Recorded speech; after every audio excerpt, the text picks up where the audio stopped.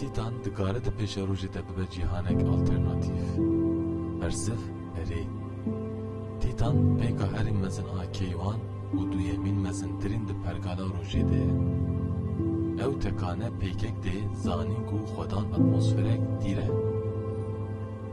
Pêk çavkaniyên enerjiyê yên cuda yên ku ji bo mirov di pêşa rojê de bijîn dihewîne.